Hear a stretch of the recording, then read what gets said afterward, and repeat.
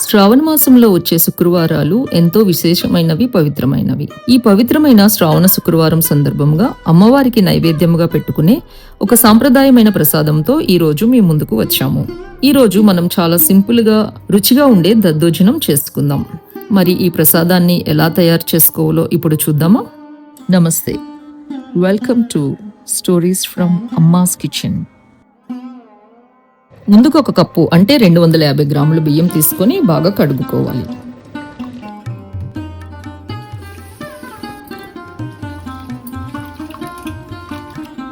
ఇందులో 2 కప్పుల నీళ్లు పోసి ప్రెషర్ కుక్కర్లో 3 విజిల్స్ వచ్చే వరకు ఉడికించుకోవాలి.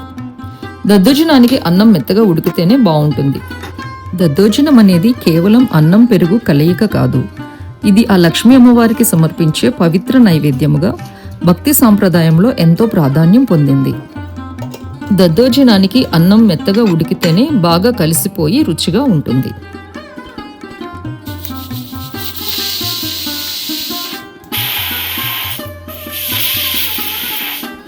మూడు విజిల్స్ వచ్చిన తరువాత కుక్కర్ను పక్కన పెట్టుకోవాలి. ఇప్పుడు తాలింపు కోసం స్టవ్ మీద కడాయి పెట్టుకొని అందులో 2 స్పూన్ల ఆవు నెయ్యి వేసుకోవాలి.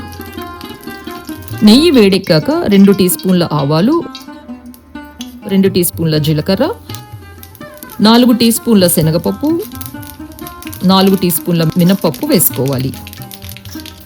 ఇవన్నీ బాగా కలుపుతూ ఎర్రగా వేయించుకోవాలి. ఇప్పుడు ఇందులో 2 ఎండుమిరపకాయలు, సన్నగా తరిగిన 2 పచ్చిమిరపకాయలు, 1 అంగుళం అల్లం ముక్కలు, 1 స్పూను మిరియాలు వేసుకోవాలి. తరువాత 1 గుప్పెడు కరివేపాకు, కొంచెం ఇంగువ వేసుకొని అన్నీ బాగా కలుపుతూ వేయించుకోవాలి. అన్నీ బాగా వేగిన తర్వాత స్టవ్ ఆఫ్ చేసుకోవాలి. ఇప్పుడు కుక్కర్లోని ప్రెషర్ పూర్తిగా తగ్గిన తరువాత మూత తీసి అన్నాన్ని మెత్తగా మెదుపుకోవాలి.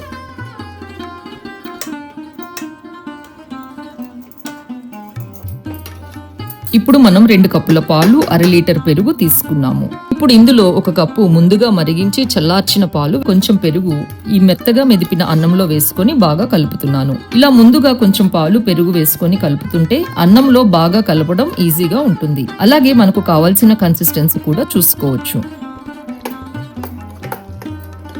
ఇప్పుడు మిగిలిన 1 కప్పు పాలు, మిగిలిన పెరుగు కూడా వేసుకొని మరోసారి బాగా కలుపుకోవాలి.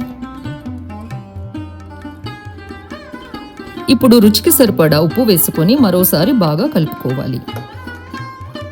చివరగా మనము తయారు చేసుకున్న తాలింపును ఇందులో వేసుకొని అన్నిటినీ బాగా కలిసేలా మరొకసారి కలుపుకోవాలి.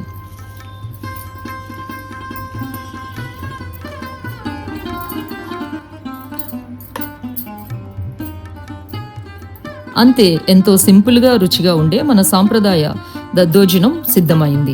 ఈ శ్రావణ శుక్రవారం అమ్మవారికి నైవేద్యంగా సమర్పించుకొని ఆ తల్లి ఆశీస్సులు పొందుదాం.